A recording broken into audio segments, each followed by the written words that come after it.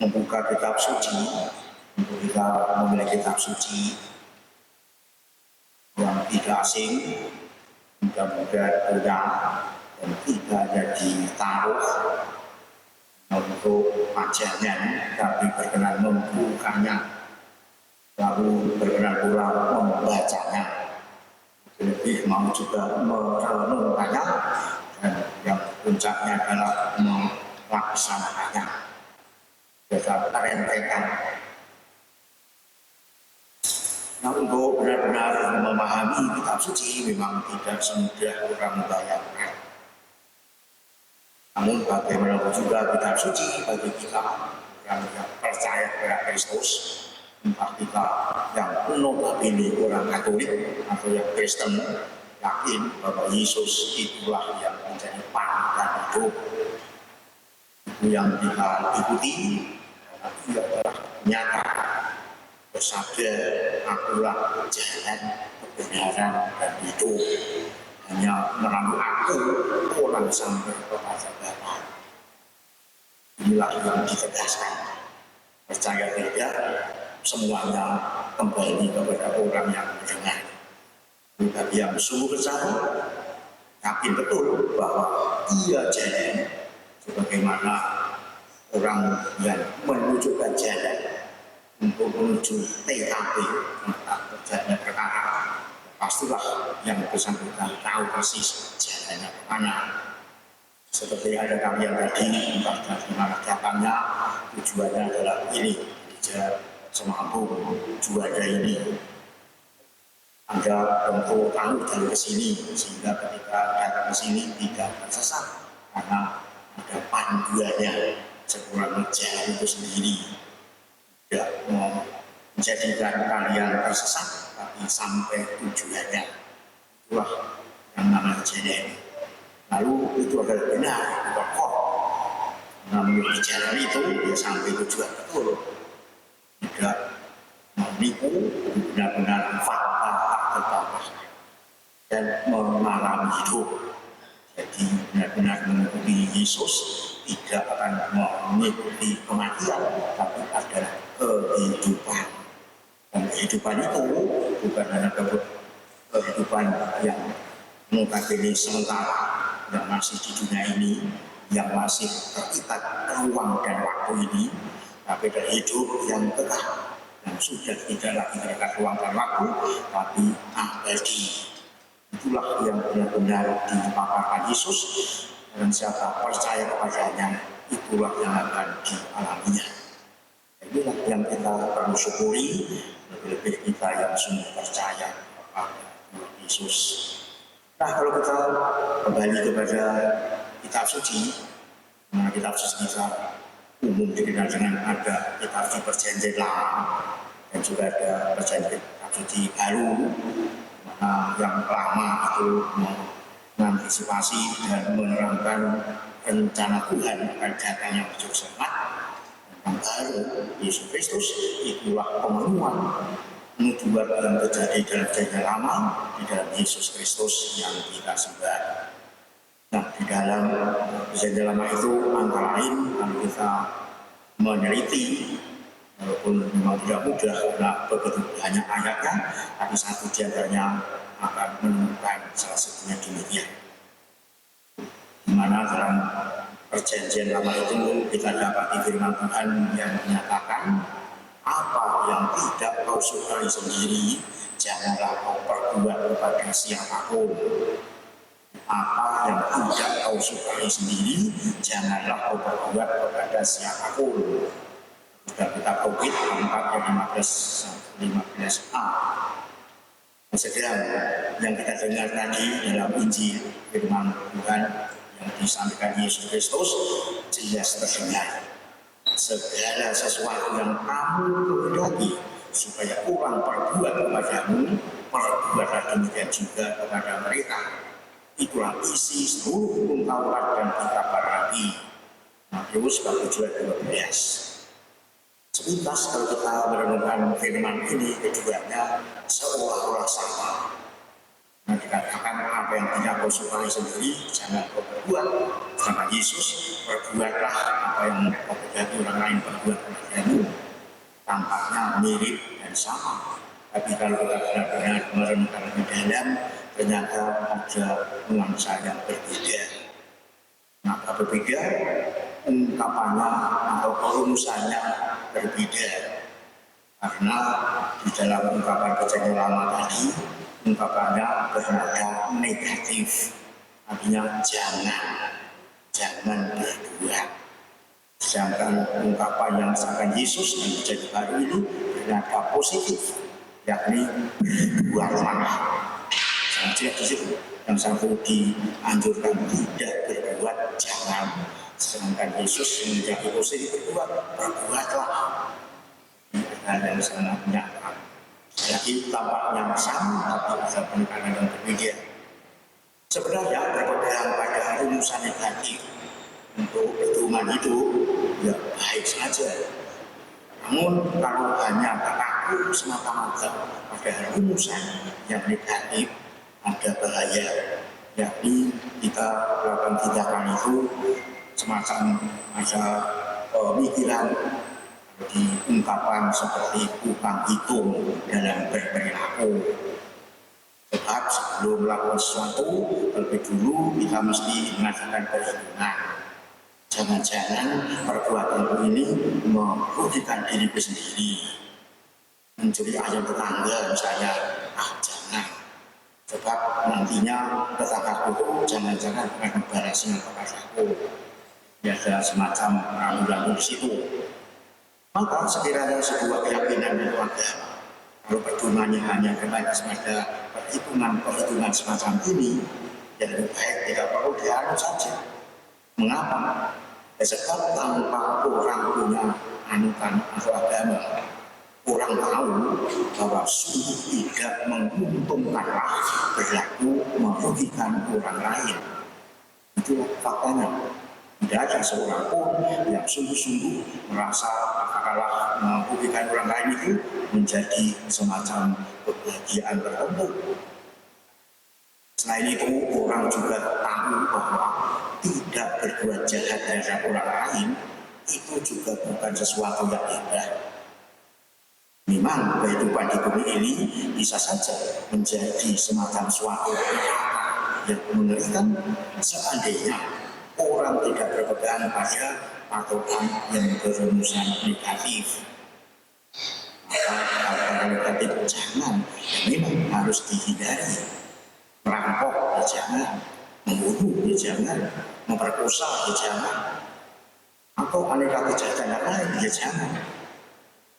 Tetapi kelemahan berpegang melulu pada patokan terbentuk rumusan negatif demikian paling hebat terletak di dalam kenyataan bahwa pedoman itu menganjurkan orang untuk tidak berbuat hal-hal tertentu, yaitu berbuat kebajikan yang memang tidak dituangkan dalam bentuk peraturan.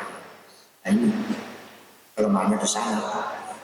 Maka demikian, kalau itu sungguh-sungguh kita pahami, misalkan mengunjungi orang sakit, misalnya untuk apa? Menolong orang yang sudah mengalami musibah, apa urusanku? Sudah orang lain yang mungkin mengurusi.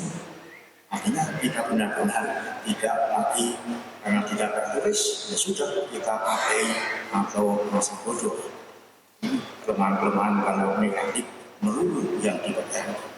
Sedangkan sabda Yesus tadi dalam perjanjian baru amat jelas benar positif, yakni berbuatlah. Maka orang yang dijiwai semangat Kristus tidak pernah berkata pada dirinya sendiri, aku tidak boleh marah, aku tidak boleh membuli, aku tidak boleh menghina, aku tidak boleh memperkosa, aku tidak boleh membenci, memfitnah, mencuri, selingkuh dan lain-lain. Hal yang bisa kita ungkapkan. Tetapi kita akan memiliki jiwa iman Kristus. Biarpun aku tersinggung, aku akan tetap baik. Biarpun orang menghubungkan diriku, entah secara material maupun moral, aku tetap membantunya. Aku akan tetap murni baik dalam segala pikiran, perkataan maupun perbuatanku. Itulah kalau orang menjiwai semangat Kristus, yakni berbuatlah. Benar-benar kita dipanggil untuk tidak berbuat, tetapi berbuat. Apa yang kita buat, dan kalau kita mengajaki orang lain berbuat kepada aku, ya aku lebih dulu harus berbuat kepada mereka. Mari kita renungkan perbuatan apa yang kita bisa orang lain berbuat pada diriku masing-masing. Salah satunya adalah berbuat baik. Mungkinkah kita berharap orang lain berbuat jahat kepada aku? Sekiranya orang lain itu kita anggap sebagai musuh pun kita berharap supaya berbuat baik kepada aku. Itu yang kita harapkan. Maka kalau itu harapanku, maka aku pun harus lebih dahulu mewujudkan apa yang kita harapkan itu untuk dilakukan kepada orang lain. Kalau aku memang mengerjakan baik, maka aku pun harus berbuat baik. Itu perumusan yang kaku. Inilah yang benar-benar harus kita lakukan dimanapun kita berada, dalam situasi apapun, senantiasa berbuat baik. Ingat, berbuat baik itu tidak otomatis direspon baik. Ini yang sudah perhatikan. Jangan sampai sudah merasa bangga, aku kan sudah berbuat baik, maka direspon baik. Belum tentu. Itu masalah. Bukti konkret dalam itu tidak tadi siapa-siapa. Yang kita anut dari Yesus itu mengalami itu. Sebabnya ketika Yesus ada di tengah-tengah bangsa Yahudi saat itu, senantiasa berbuat baik. Yang buta disembuhkan bersama dia, yang lumpuh disembuhkan bisa berjalan, dan berbagai macam penyakit lain juga disembuhkan. Sampai orang-orang yang menyaksikan pada waktu itu bersaksi, ia menjadikan segala-galanya baik. Itulah Yesus. Nah, kalau dia sengaja menjalankan segala-galanya baik, mengapa harus dimatikan? Mengapa harus disalib? Amat sangat sulit untuk diterapkan. Kalau orang berbuat jahat, berbuat onar, membuat huru-hara, ditangkap, diadili sesuai dengan perbuatannya, lumrah, nah, ia membuat celaka orang, maka harus dihukum atau diberi sanksi sesuai dengan perbuatannya. Itu lumrah. Orang berbaik misalnya sudah dapat ganjaran. Faktanya Yesus tidak. Yesus berbuat baik, senantiasa berbaik, malah ditolak, bahkan dimatikan di kayu salib. Ini yang sungguh tidak bisa mudah untuk ditangkap bagi orang yang tidak percaya. Tapi bagi yang percaya, itulah yang memang dijalani, dan itu pula yang juga harus kita ikuti, karena guru kita yang kita imani lebih dulu telah mencontohkan hidup konkret seperti itu. Ini yang benar-benar harus kita lakukan dalam. Jadi sekarang dengan dikasih Tuhan, jika manusia dijiwai oleh semangat Kristus, maka dirinya bukan lagi ada utang hitung dalam berperilaku, melainkan ia adalah seorang sungguh mengasihi. Kasihlah yang menjadi motor penggerak segala tindakannya. Ia tidak menghitung untung dan rugi. Ia bukan orang yang pasif, merasa bodoh, cuek, abai, mengisur diri, ngumpet, tidak mau kemana-mana. Hanya hidup dalam diri sendiri, hanya difasilitasi oleh kecanggihan alat yang kita miliki. Pokoknya kan sudah fokus yang namanya HP, apa namanya itu, peduli amat dengan kiri kanan saya. Mungkin kiri kanan saya, rumahnya terbakar, peduli amat. Karena fokus bahwa aku sungguh-sungguh menjelajah dunia ini sambil jaga melalui alat yang dipegang. Ini bisa terjadi, dan tapi merupakan zaman sekarang solusi untuk segalanya. Anak kecil berwara, menangis luar biasa, orang tua yang bingung untuk menenangkan, diberi HP mencapnya, sehingga fokus jalan HP-nya.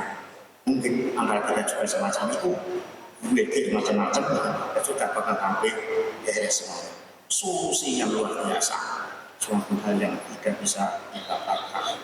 Nah, hal demikian yang jelas-jelas ada di zaman kita.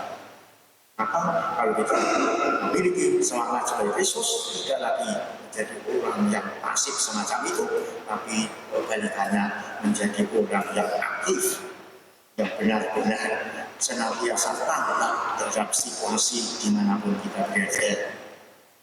Orang demikian akan terus-menerus merasa didorong untuk berbuat sesuatu yang berharga, yang baik, bukan berbuat sesuatu yang mungkin malah tidak dituntut dari dirinya sendiri. Ia senantiasa berbuat baik. Ini yang benar-benar perusahaannya mungkin begitu indah dan mudah, tapi persoalan mewujudkannya inilah yang menjadi tantangan yang mesti kita hadapi. Jadi dari kasih Tuhan, kasih sejati pada hakikatnya memang merupakan sesuatu tanpa perhitungan. Kasih palsu tentu bercampur dengan unsur perhitungannya. Kasih itu mesti bulan, dan kasih bulan itu bernama Tuhan. Tuhan dengan menciptakan alam semesta ini, ia tidak beruntung apa-apa, tapi ia tetap menciptakannya, ya karena kasihnya yang sungguh nyata adanya. Yesus bersedia menderita bahkan mati di kayu salib, ya demi menyelamatkan kita manusia. Dia rela mengalami hidup yang sedemikian mengerikan itu, ya karena terdorong oleh kasihnya semata-mata kepada kita. Itulah Yesus. Kasih Allah satu-satunya unsur yang menjadikan keadilan menjadi sesuatu yang sangat indah, mempersembahkan unsur kasih dan keadilan mesti bersatu padu, dan itulah yang dikehendaki Yesus. Mintalah, carilah, dan bukalah. Itu tadi ungkapan yang diungkapkan dalam ungkapan Injil dan Kebenaran. Inilah yang juga menjadi kaidah emas bagi kita untuk kita wujudkan. Ia telah membuka hati kita manusia untuk berbuat baik tanpa batas. Ini oleh Yesus tidak hanya diajarkan, tapi dilaksanakannya sebagai teladan hidup bagi siapapun yang menjadi pengikutnya. Inilah yang perlu kita lakukan dan kita wujudkan. Jadi sekali yang terkasih, pada hari ini di mana kalian sedang bertakbir bersama bersifat ekumenis di masa puasa yang kita kenal se-Indonesia, puasa Ramadan, di mana mereka yang menganut agama Muslim bodoh-bodoh memasukkan pondok Ramadan untuk memahami, mendalami apa yang mereka imani, sesuatu yang indah dan sungguh-sungguh baik. Kita yang tidak mengimani Muslim tapi mengimani Kristus, mereka itu maupun Kristen juga mengadakan provokasi, salah satunya mengadakan ibadah di sini, sesuatu yang indah kurang. Semoga ibadah demikian sungguh menjadikan pemantapan hidup kita untuk mengimani Tuhan yang berkuasa. Nah, kalau saudara-saudara Muslim pada masa ini sedang dalam masa puasa Ramadan, Katolik juga mengalami masa puasa. Entah di Kristen apakah ada atau tidak, saya tidak tahu. Ada mungkin dari sini yang berkeyakinan Kristen, yang berkeyakinan Kristen angkat tangan. Adakah di gereja Kristen itu puasa yang secara serentak dilaksanakan secara gereja? Ada? Di Kristen ada kan? Pribadi-pribadi puasa ya.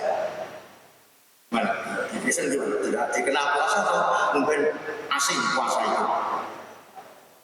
Ada ya? Entah bagaimana saya tidak tahu itulah yang Anda jalani dengan baik. Nah, berdasarkan kata puasa, tadi mencoba membuka sama ungkapan puasa itu di namanya itu ada kamus bahasa Indonesia itu bisa terbuka itu apa puasa. Puasa itu dirumuskan dalam kamus tersebut adalah tidak makan dan tidak minum. Itu rumusannya. Katolik atau gereja Katolik juga punya kebiasaan puasa. sudah dimulai hari Rabu 1 minggu yang lalu yang tadi bisa kami disebut dengan Rabu-Abu. Disitulah umat Katolik memulai masa puasa itu dengan menyatakan dia bertobat kepada Tuhan, meninggalkan perbuatan lama yang jahat itu untuk benar-benar disesali dan punya harapan untuk jadi baik semasa masa puasa itu seterusnya dengan bertobat. Maka kita kait dengan abu bidainya, itulah dikenal dengan Rabu-Abu. Puasa sendiri, kalau tadi dalam kamus itu dikatakan rumusan adalah tidak makan dan tidak minum, tapi kalau di Katolik tidak. Katolik punya rumusan tersendiri, puasa adalah makan. Berdua yang sama jelas. Jadi puasa tidak boleh makan dan minum, tapi Katolik puasa adalah makan. Dari perbedaannya supaya rindu saya sini disebutkan sangat jelas. Puasa dalam arti Yudis, Katolik itu adalah makan kenyang. Banget, bayangkan. Jadi puasa itu makan kenyang. Tetapi hanya sekali atau 1 kali sehari. Itulah rumusan Katolik berkaitan dengan puasa. Jadi puasa itu adalah makan kenyang hanya sekali atau 1 kali sehari. Dan kalau kita jujur, sebagai manusia di negeri ini setiap hari makan, walaupun masing-masing orang itu punya durasi makan berbeda-beda. Ada yang seharian makan 3 kali, ada yang seharian cukup makan 2 kali, ada yang seharian makan 1 kali, ada. Masing-masing orang punya ritme seperti itu. Tapi semuanya jelas ukurannya adalah kenyang. Kenyang pun juga relatif. Kalau diukur dengan uang juga relatif. Karena bisa saja orang makan 1 piring nasi kenyang itu ada. Ada juga orang lain makan nasi 2 piring belum kenyang tambah lagi juga ada. Atau juga ada seorang yang makan hanya 1 piring kenyang juga ada. Benar-benar ukuran kenyang itu relatif. Tapi ada kata dibuat semacam garis besar saja, diukur dengan uang misalkan. Orang itu makan kenyang 3 kali sehari, ukurannya ya pada saat pagi hari sarapan harganya misalkan 10.000, makan siang juga kenyang itu ukurannya 10.000, sore hari makan kenyang juga ukurannya 10.000. Jadi 3 kali sehari itu makan kenyang semuanya berjumlah 30.000. Semacam itu. Jadi pagi, siang, sore. Hukumnya waktunya jelas. Makan kenyang hanya sekali sehari. Kita tinggal mengambil keputusan apakah makan kenyang saya itu pagi hari atau siang hari atau sore hari, terserah. Andai kata memutuskan jam sore hari, berarti saya berpuasa itu ya memang saya niat betul untuk makan sekali saja sehari yang harganya tadi 10.000. Itulah yang saya makan, yang saya konsumsi. Nah, yang pagi dan siang tidak, itu berarti pagi tadi 1.000, 10.000, siang tadi 10.000 adalah 20.000. Nah, 20.000 itu kemana? Itulah yang jadi aku dalam puasa tersebut sebagai tanda pertobatanku, aku persembahkan kepada Tuhan. Dan itulah persembahkan kepada Tuhan. Dalam bahasa Katolik ada amplop atau KPP, aksi pada pembangunan. Itulah yang aku persembahkan kepada Tuhan. Dan di mana kita bersepakati di sini. Di depan ini ada kotak aksi puasa pembangunan. Itulah di mana puasaku yang selama sehari sehingga keputusanku tersebut secara hukum tadi jelas 2/3 saya persembahkan kepada Tuhan lewat ini, yang sepertiga saya makan. Itu dalam praktek Katolik soal puasa. Yang jelas di situ puasa sendiri adalah makan kenyang, tetapi hanya 1 kali sehari. Yang tidak kenyang tersebut lalu arah kemana? Persembahkan kepada Tuhan. Seluruhnya 2/3 persembahkan kepada Tuhan. kalau hari tadi 20, ya di sini 20 saya persembahkan. Dan durasi puasa Katolik berapa lamanya? Lamanya adalah 40 hari. Kalau 40 hari itu berarti kalau saudara-saudara Muslim juga berpuasa lebih akhir setelah Katolik. Tapi di sana durasinya hanya 30 hari atau 29 hari. Jadi lebih pendek, kami Katolik lebih panjang. Jadi walaupun kami memulai puasa lebih dulu daripada umat Muslim, nanti akhir pada masa puasa lebih dulu umat Muslim daripada kami. Jadi sementara umat Muslim sudah berlebaran, kami masih dalam puasa. Itu berbeda di sana. Inilah yang diayati dalam Gereja Katolik, di mana puasa menjadi lambang kita benar-benar mau bertobat kepada Tuhan dan benar-benar mau memperbaiki hidup yang baik dan benar-benar kita berusaha untuk menjadi putra-putri Tuhan yang sungguh bermanfaat. Ini yang perlu benar-benar kita wujudkan. Mari dalam masa puasa karena se-Indonesia ini walaupun berbeda keyakinan, kita menghayatinya apa yang berguna untuk orang lain. Nah, itulah yang sejatinya hidup kita di dunia ini. Kita mesti menjadi manusia sosial.